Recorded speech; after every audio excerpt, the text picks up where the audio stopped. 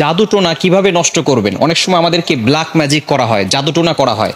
আপনি আপনার উপরে কেউ তাবিজ করেছে কিনা, কিভাবে আপনি জাদুটোনা নষ্ট করবেন? কারো কাছে যেতে হবে না, আপনি ঘরে বসেই নিজে নিজে এই জাদুটে নষ্ট করতে পারবেন। বিশেষ করে আমাদেরকে সতর্ক থাকতে হবে। অনেক সময় আমরা বিভিন্ন মানুষের কাছে যাই এবং আমরা সেখানে গিয়ে বলি, আমাকে একটু হাজিরা করে দেখেন যে আমার ভিতরে কোনো জিন আছে কিনা। তারা তো ঠিকই, যদি জিন নাও থাকে আপনার উপরে জিন একটা চালান করে দিবে, এরপরে আপনার কাছ থেকে বারবার এই জিনের মাধ্যমে ডিস্টার্ব করিয়ে আপনার কাছ থেকে টাকা খাবে। এজন্য আপনি কারো কাছে যাবেন না, নিজে ঘরে বসেই আপনি আপনার জাদুটোনা দূর করতে পারবেন, জাদুটাকে নষ্ট করে দিতে পারবেন।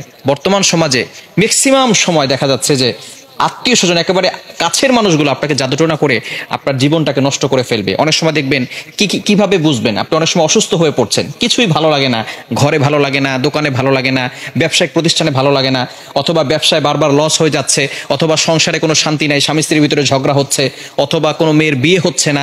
এই ধরনের কারণগুলো হচ্ছে ব্ল্যাক ম্যাজিক করা, জাদুটোনা করা। এটা হচ্ছে তার লক্ষণ। জাদুটোনা করেছে কিনা তার লক্ষণ হচ্ছে বারবার অসুস্থ হয়ে যাওয়া, বিভিন্নভাবে আপনি অসুস্থ হয়ে পড়ছেন। মেয়েটার বিয়ে হচ্ছে না, বারবার পাত্র আসে, দেখে সবকিছু ঠিকঠাক থাকে, যেদিন বিয়ে ডেট দিবে তার কিছুদিন আগে বলে বিয়ে করবো না। এরকম অনেকে হয়, অনেকে আমাদের কাছে ফোন দিয়ে বলে।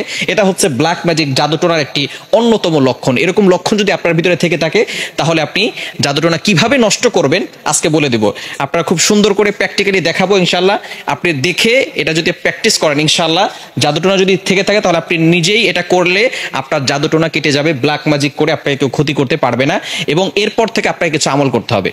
আচ্ছা, আমি আপনাদেরকে দেখাচ্ছি। কলম আছে নাকি কারো কাছে? এই যে একটা কলম। সর্বপ্রথম আপনি যে কাজটা করবেন, প্রথমে অজু করবেন। অজু করে আপনি সূরাতুল ফাতিহা একবার পড়বেন, সূরা ফালাক একবার পড়বেন, সূরা নাস একবার পড়বেন, সূরা ইখলাস একবার পড়বেন।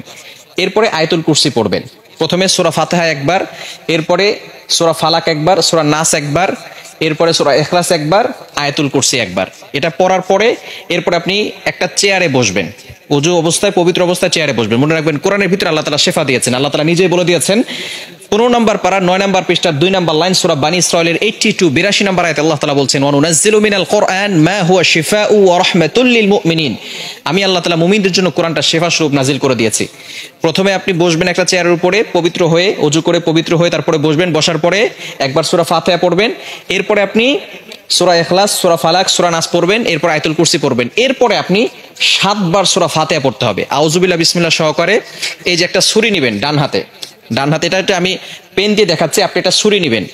ডান হাতে একটা ছুরি নিয়ে আপনি মাথার উপরে রাখবেন, এভাবে রেখে আউযুবিল্লাহ বিসমিল্লাহ সহকারে সূরা ফাতিহা পড়বেন। পড়ে আপনি ছুরিতে ফু দিবেন।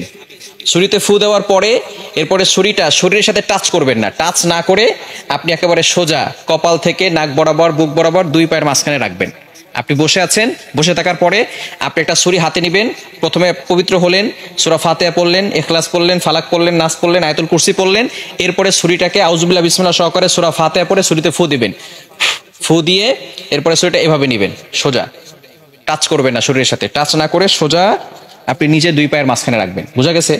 এভাবে একবার করলেন। আবারও আউযুবিল্লাহ বিসমিল্লাহ সহকারে সূরা ফাতিহা পড়বেন, শুধু সূরা ফাতিহা পড়ে ছুরিতে ফু দিবেন। ফু দিয়ে আপনি এটাকে সোজা নিয়ে যাবেন ইনশাআল্লাহ।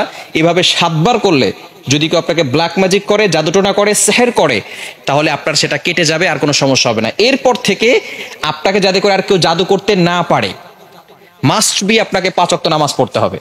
এবং কেউ যাতে করে জাদু করে, তাবিজ করে আপনাকে কোনো ক্ষতি করতে না পারে, 5 ওয়াক্ত নামাজ পড়ে আয়াতুল কুরসি, 4 কুল, সূরা বাকারা শেষ 2 আয়াত এগুলো পড়ে বুকে ফু দিবেন এবং হাতে ফু দিয়ে পুরো শরীরকে মাসাজ করে দিবেন। ইনশাআল্লাহ আপনার শরীর বন্ধ থাকবে, এবং রাতের বেলা ঘুমানোর সময় ওযু করে ঘুমাবেন, এই আমল করে শরীর বন্ধ করে ঘুমাবেন। ইনশাআল্লাহ দুনিয়ার কোনো শক্তি আপনাকে কোনো ক্ষতি করতে পারবে না। আল্লাহ তাআলা আপনাকে প্রটেক্ট করবেন, আল্লাহ তাআলা আপনাকে হেফাজত করবেন। দুনিয়ার দুষ্ট জিন বলেন, মানুষ শয়তান বলেন, জিন শয়তান বলেন, সকল ধরনের দুষ্টমি থেকে এবং দুষ্ট জিন থেকে আল্লাহ তাআলা আপনাকে হেফাজত করবেন। আল্লাহ তাআলা আমাদের সকলকে এটা সুন্দরভাবে বুঝে আমল করার তৌফিক দান করেন।